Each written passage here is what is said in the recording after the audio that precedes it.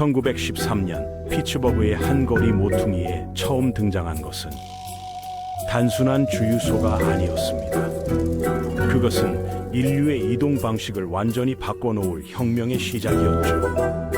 당시 미국 전역에는 겨우 8,000대의 자동차만이 존재했지만 불과 12년 후 그 숫자는 120만 대로 폭발적으로 증가했습니다.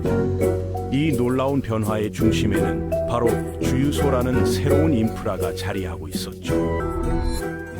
사람들은 더 이상 하드웨어 매장에서 캔에 담긴 등유를 사서 깔때기로 조심스럽게 부을 필요가 없어졌습니다. 주유소는 자동차 문화의 폭발적 성장을 가능하게 만든 숨은 영웅이었던 거죠. 하지만 이 편리함 뒤에는 100년이 넘는 시간 동안 쌓인 놀라운 엔지니어링의 역사가 숨어 있습니다. 오늘은 우리가 당연하게 여기는 주유소가 어떻게 발전해 왔는지, 그리고 그 안에 숨겨진 정교한 메커니즘과 안전 장치들에 대한 이야기입니다. 위험천만한 화재 위험 지대에서 하루 30억 갤런의 연료를 안전하게 공급하는 현대의 효율적인 시스템으로 진화하기까지의 여정을 함께 살펴보겠습니다. 주유소가 등장하기 전 시대를 이해해야 오늘날의 시스템이 얼마나 정교한지 알 수 있습니다. 1800년대 후반, 사람들은 등유를 주로 사용했죠. 램프를 밝히고 난로에 불을 지피는데 필수적인 연료였습니다. 등유를 구하려면 동네 하드웨어 매장으로 가야 했는데 거기서 직원이 큰 드럼통에서 직접 캔에 따라주는 방식이었습니다. 자동차가 처음 등장했을 때도 상황은 크게 다르지 않았습니다. 사람들은 여전히 매장에서 캔에 담긴 연료를 사서 깔때기를 이용해 자동차에 부었죠. 이 과정은 느릴 뿐만 아니라 상당히 위험했습니다. 연료가 쏟아지는 일이 빈번했고 작은 불꽃 하나만 있어도 큰 사고로 이어질 수 있었으니까요. 1885년 미국의 발명가 실바누스 바우저가 이 문제를 해결할 획기적인 장치를 만들어냅니다. 바로 최초의 연료 펌프였죠. 이 장치는 일방향 밸브를 통해 저장 용기에서 등유를 끌어올리는 수동식 기계였습니다. 크랭크를 한 바퀴 완전히 돌리면 정확히 1갤런의 연료가 위쪽 노즐을 통해 배출되는 구조였죠. 이 발명은 곧 도시 거리 곳곳에 설치되기 시작했습니다. 정비원들은 이제 훨씬 더 편리하게 자동차에 연료를 넣을 수 있게 되었죠. 하지만 새로운 문제가 생겼습니다. 고객들은 자신이 돈을 내고 산 연료를 정확히 얼마나 받는지 전혀 확인할 수 없었던 거죠. 불투명한 펌프 안에서 무슨 일이 일어나는지 알 수 없었으니 당연한 불안이었습니다. 몇 년 후 이 신뢰 문제를 해결하기 위해 눈에 보이는 연료 펌프가 개발되었습니다. 이 새로운 디자인은 펌프 위쪽에 유리로 만든 탱크를 달고 있었죠. 담당자가 먼저 이 유리 탱크에 연료를 채우면 고객이 정확한 양을 직접 눈으로 확인할 수 있었습니다. 그런 다음 밸브를 열면 중력에 의해 모든 연료가 자동차로 흘러 들어가는 방식이었죠. 1900년대 초반에는 이런 작은 도로변 펌프들이 충분히 잘 작동했습니다. 하지만 자동차 산업이 폭발적으로 성장하면서 상황이 달라졌죠. 1912년쯤 되자 미국 전역의 자동차 수가 120만 대에 달했고 갑자기 모든 도로가 자동차로 넘쳐나기 시작했습니다. 이제 작은 펌프 주변에는 항상 교통체증이 발생했습니다.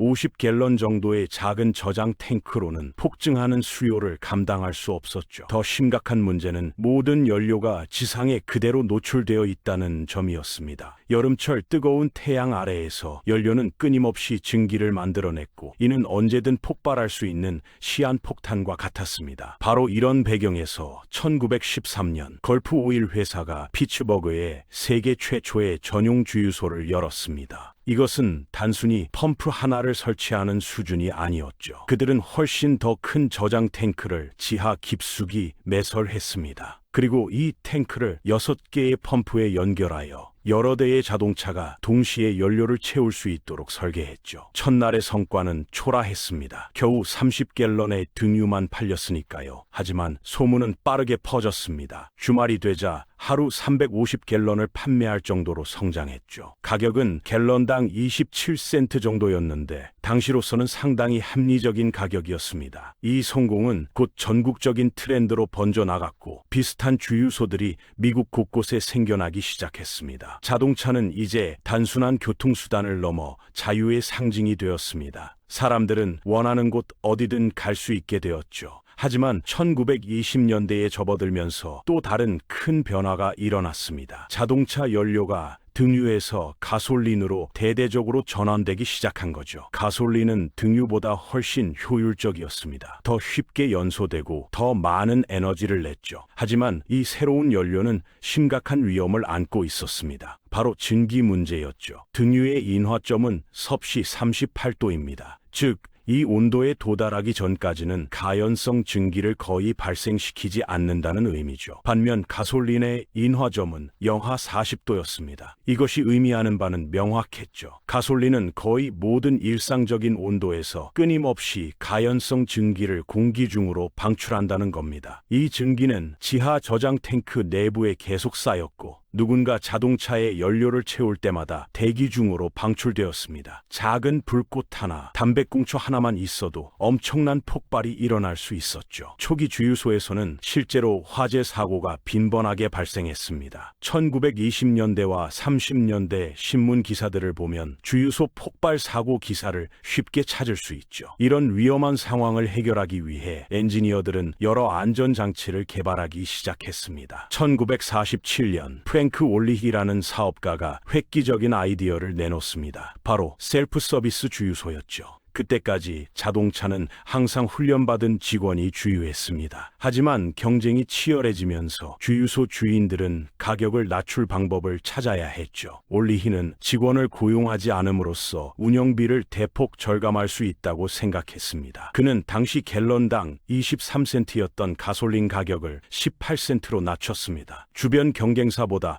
훨씬 저렴한 가격이었죠. 고객들은 몰려들었습니다. 하지만 이 아이디어는 많은 반대에 부딪혔습니다. 고객이 직접 주유한다는 것은 너무 위험해 보였거든요. 실제로 미국 대부분의 주에서 셀프 주유소 운영을 법으로 금지했습니다. 주된 이유는 명확해. 고객들은 자신의 탱크가 언제 가득 차는지 알 수 없었고 그 결과 가솔린이 넘쳐 바닥에 쏟아지는 일이 비일비재했습니다. 넘친 가솔린은 즉각적인 화재 위험이었죠. 이 문제를 해결하기 위해 엔지니어들이 고안한 것이 바로 자동 차단 밸브입니다. 이것은 연료 노즐 내부에 설치된 정교한 기계 장치였죠. 작동 원리는 놀라울 정도로 영리했습니다. 노즐 끝에는 작은 구멍이 여기에 연결된 좁은 파이프가 노즐 내부로 이어집니다. 연료가 흐르는 동안에는 벤투리 효과로 인해 이 파이프를 통해 공기가 계속 빨려 들어갑니다. 하지만 자동차 탱크가 가득 차서 연료가 노즐 끝에 작은 구멍을 막으면 더 이상 공기가 들어올 수 없게 되죠. 그러면 노즐 내부에 진공이 형성되고 이것이 막을 들어 올려볼 베어링을 해제시킵니다. 베어링이 떨어지면 레버 시스템 전체가 작동하면서 밸브가 닫히고 연료 흐름이 즉시 차단되는 거죠. 이 간단해 보이는 메커니즘은 셀프 서비스 주유소를 가능하게 만든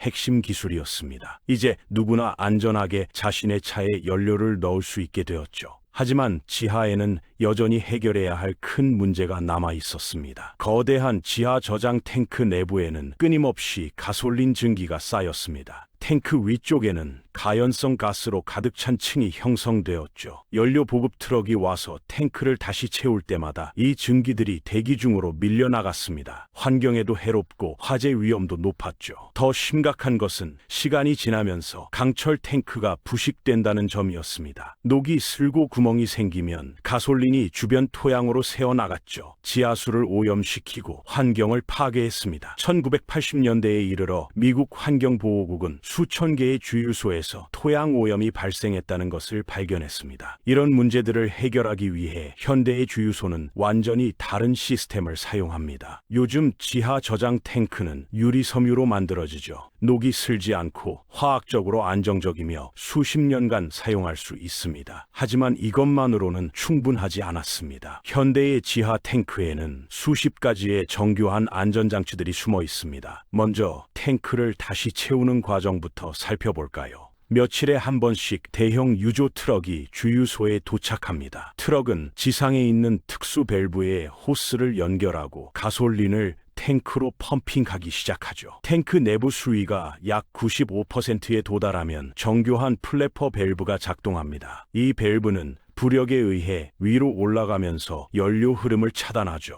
이렇게 해서 탱크가 과도하게 채워지는 것을 방지합니다. 5%의 여유 공간은 온도 변화로 인한 부피 팽창을 대비한 안전장치입니다. 증기 문제를 해결하기 위해 현대 시스템은 증기 회수 장치를 사용합니다. 트럭이 탱크에 가솔린을 주입할 때 탱크 내부의 증기는 두 번째 호스를 통해 다시 트럭으로 빨려 들어갑니다. 대기 중으로 방출되지 않는 거죠. 이 증기는 트럭에서 냉각이 되고 정제 공장으로 돌아가 다시 액체 가솔린으로 전환됩니다. 고객이 주유소에서 차에 연료를 넣을 때도 마찬가지입니다. 탱크 바닥에 설치된 전기 펌프가 작동하여 가솔린을 지상으로 밀어 올립니다. 연료는 일련의 필터를 거치면서 불순물이 제거되죠. 그런 다음 분배기를 거쳐 노즐로 전달됩니다. 연료 노즐 자체는 아마도 주유소 장비 중 가장 정교한 기계일 겁니다. 겉보기에는 단순해 보이지만 내부에는 놀라운 메커니즘이 숨어 있죠. 연료가 노즐로 들어오면 좁은 구멍을 통해 압축되어 밖으로 나갑니다. 이 좁은 통로를 지나면서 연료의 속도가 빨라지고 벤투리 효과가 발생하죠. 구멍 주변에 있는 작은 계구부는 얇은 파이프로 연결되어 노즐 끝에 작은 구멍으로 이어집니다. 벤투리 효과로 생긴 저기압 영역 때문에 공기가 이 파이프를 통해 빨려 들어오죠.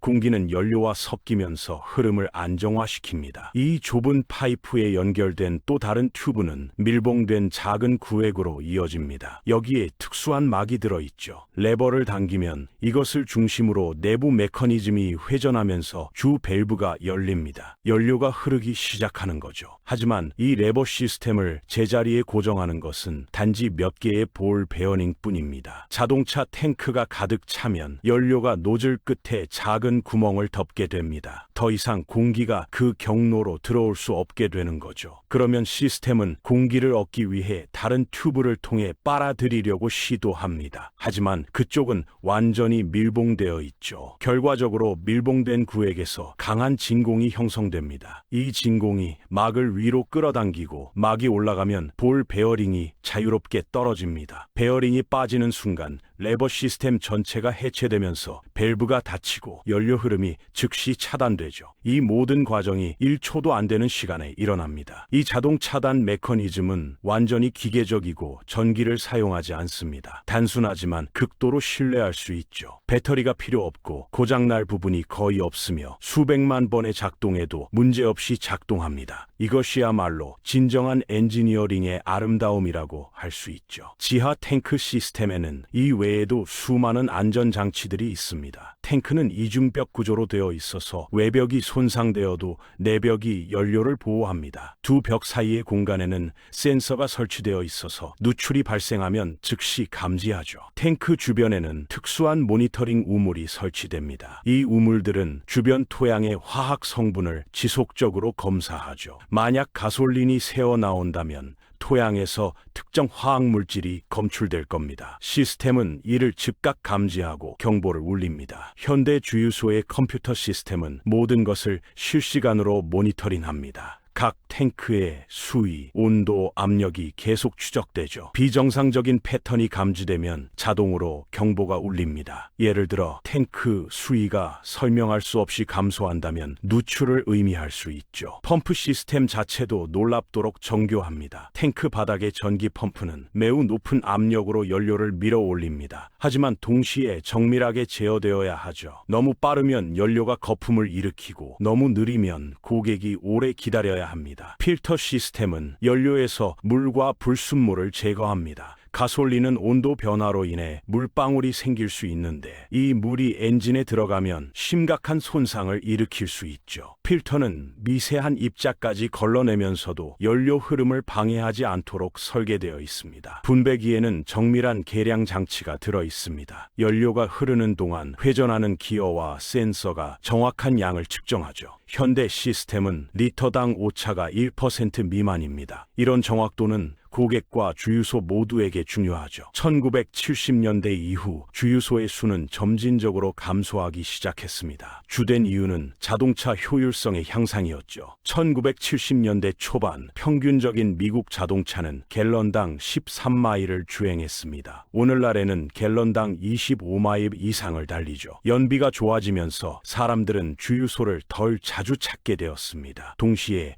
환경 규제가 강화되면서 오래된 주유소들은 값비싼 업그레이드를 해야 했죠. 많은 소규모 주유소들이 문을 닫아 대신 대형 체인 주유소들이 시장을 장악했습니다. 1994년 미국에는 약 20만 개의 주유소가 있었습니다. 오늘날에는 약 15만 개로 줄게 되었죠. 하지만 남아있는 주유소들은 훨씬 더 크고 효율적입니다. 많은 주유소들이 편의점과 결합되어 있고 일부는 레스토랑이나 세차장도 운영하죠. 전기차의 등장은 주유소 산업의 또 다른 변화를 예고하고 있습니다. 일부 주유소들은 이미 전기 충전소를 설치하기 시작했죠. 하지만 완전한 전환에는 수십 년이 걸릴 겁니다. 현재 도로를 달리는 수억 대의 내연기관 자동차들은 앞으로도 오랫동안 가솔린을 필요로 할 테니까요. 개인적으로 이 이야기를 조사하면서 가장 인상 깊었던 것은 우리가 당연하게 여기는 것들 뒤에 숨겨진 엄청난 엔지니어링 노력이었습니다. 주유소에서 노즐을 들고 레버를 당기는 단순한 행위 뒤에는 100년이 넘는 혁신과 개선의 역사가 있죠. 수천 명의 엔지니어들이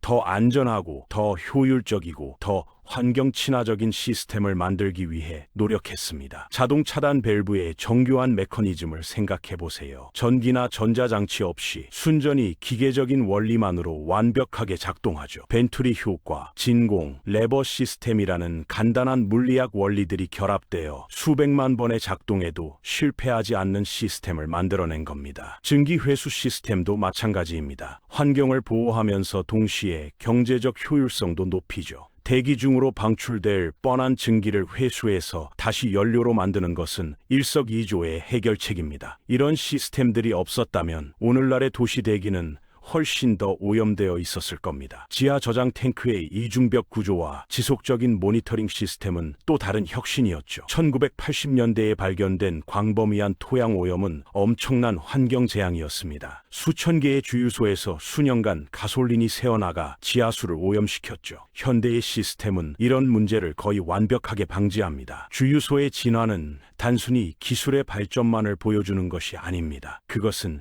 인간이 직면한 문제를 어떻게 해결해 왔는지, 안전과 편의성을 어떻게 균형 있게 추구해 왔는지를 보여주는 거죠. 초기의 위험천만한 노변 펌프에서 오늘날의 첨단 자동화 시스템까지의 여정은 놀랍습니다. 앞으로 주유소가 어떻게 변화할지는 흥미로운 질문이네요. 전기차가 점점 더 보편화되면서 전통적인 주유소의 역할은 바뀔 수밖에 없을 겁니다. 하지만 완전한 전환에는 시간이 걸릴 거예요. 현재의 인프라와 수억 대의 내연기관 차량들을 고려하면 말이죠. 일부 전문가들은 주유소가 점진적으로 에너지 허브로 변화할 거라고 예측합니다. 가솔린 펌프와 전기 충전소가 공존하고 미래에는 수소 충전 시설까지 추가될 수 있겠죠. 건물에 태양광 패널을 설치하여 자체 전력을 생산하는 주유소들도 등장할 겁니다. 어쩌면 먼 미래에는 주유소라는 개념 자체가 사라질 수도 있습니다. 무선 충전 기술이 발전하면 주차장이나 심지어 주행 중에도 차량이 충전될 수 있을 테니까요. 하지만 그런 미래가 온다 해도 주유소가 남긴 유산은 계속될 겁니다. 편리함과 안전을 동시에 추구하는 엔지니어링 철학 말이죠. 결국 주유소의 역사는 우리에게 중요한 교훈을 줍니다. 기술은 단순히 존재하는 것이 아니라 끊임없이 진화해야 한다는 것이죠. 초기에 위험했던 시스템을 오늘날의 안전하고 효율적인 시스템으로 바꾸는 데는 수많은 실패와 학습 그리고 끈질긴 개선 노력이 필요했습니다. 1913년 피츠버그에서 시작된 작은 혁명은 결국 전 세계를 바꿔놓았죠. 오늘은 우리가 매일 지나치는 주유소 속에 숨겨진 놀라운 엔지니어링과 그 100년 역사에 대한 이야기였습니다.